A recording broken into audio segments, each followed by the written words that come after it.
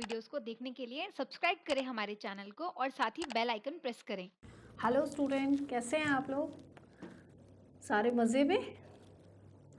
और क्या कर रहे हैं? घर में पढ़ाई कर रहे हैं? चलिए हम सब मिलके एक प्यारी सी आज आपको एक कहानी सुनाएंगे।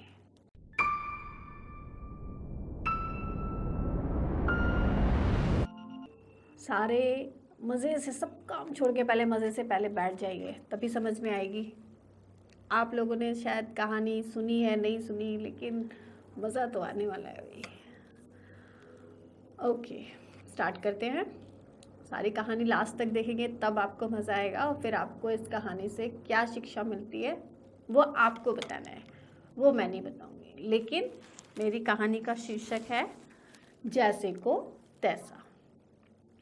ओके, बहुत पुरानी बात है। एक जंगल में बहुत सारे जानवर रहते थे। उन जानवरों में एक गीदड़, भालू, भेड़िया, शेर, चीता, हाथी, बहुत सारे जानवर होते हैं। उसमें से गीदड़ और सारस, वो दोनों बड़े अच्छे दोस्त थे। बहुत अच्छी दोस्ती थी उनकी। ओके, अब क्या हुआ, एक दिन गीदड़ ने बड़ी बढ़िया अपने घर में दावत की, और उस दावत में अपने सभी दोस्तों को खाने पे बुलाया। दावत की, बड़े बड़े बढ़िया बढ़िया मीठे मीठे अच्छे अच्छे पकवान बनाए, जिसको जो पसंद है। बहुत मज़ा आया। सारे जंगल के जानवर मज़े से गए खाने के लिए। आज तो गीदड़ के यहाँ भाई दावत है। अब गीदड़ के यहाँ सारस भी गया। अब गीदड़ तो आपको पता है, बड़ी सी परात में, बड़ी सी थाली में बैठ के आराम से जीभ निकाल के चप चप करके खा लेता है, ऐसे करके।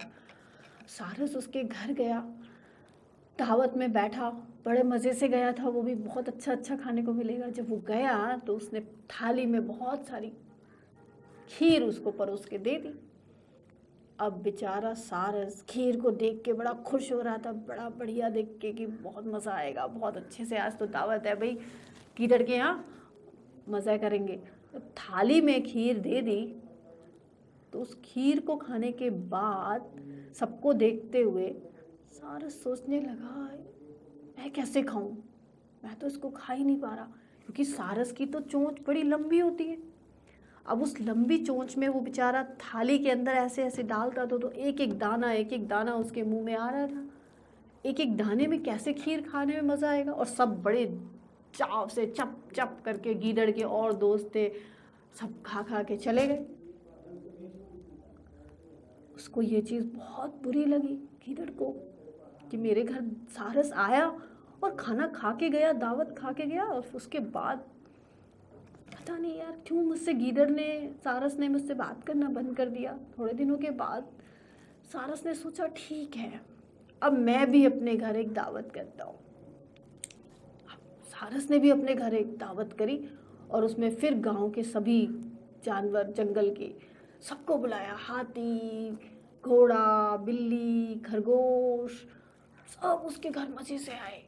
लोमड़ी, भालू मज़े मज़े से नाचते हुए उसके घर दावत में गई। भाई आज तो सारस के घर दावत है। गीदड़ भी उसके घर आया दावत खाने के लिए। अब जो गीदड़ सारस के घर खाना खाने आया, तो सारस ने क्या किया मालूम है?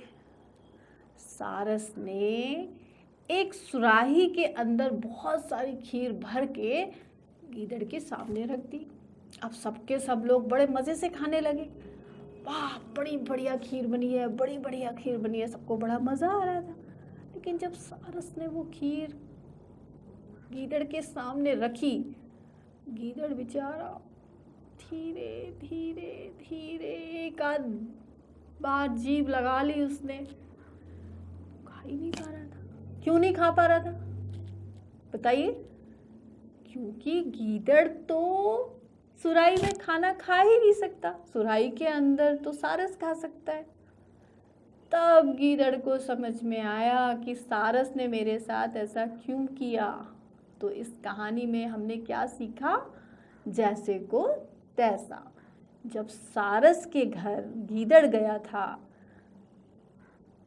तब ऐसा हुआ था, इसका बदला सारस ने गीदड़ से ले लिया, क्योंकि दोनों की अपनी अपनी खाने का तरीका अलग अलग था। तो इस कहानी में हमने क्या सीखा कि जैसे को तैसा। मज़ा आया? अच्छी लगी कहानी? इस कहानी से हमें शिक्षा मिलती है कि जो हमारे साथ जैसा करे उसके साथ वैसा ही गीदड़ ने किया। लेकिन ऐसा हमेशा नहीं करना चाहिए। अगर हमारे को किसी ने कुछ गलत बोला है तो हम भी उसको गलत बोले। No, this is not right. मज़ा आया ना सब बच्चों को? इस कहानी से हमें क्या शिक्षा मिली, ये एक बार आप भी मुझे बताएंगे कमेंट बॉक्स में। Okay, bye. नेक्स्ट कहानी, फिर एक मज़ेदार कहानी मैं लेकर जानवरों की आपके पास आऊँगी। फिर से हम एक मज़ेदार कहानी सुनेंगे। तब तक मेरे चैनल को सब्सक्राइब करिए, इसको शेयर करिए और अपने फ्रेंड्स के साथ मिलके और मज़ेदार कहानी सुनने के लिए जल्दी से तैयार हो जाइए। नेक्स्ट कहानी कौन सी हो सकती है मैंने आपको बताया, वो आप जज करेंगे। लेकिन मैं जो यहाँ कहानी लेके आऊँगी, फिर मैं देखूँगी कि मेरी कहानी के साथ किस किस की कहानी मैच करती है। Okay, bye bye.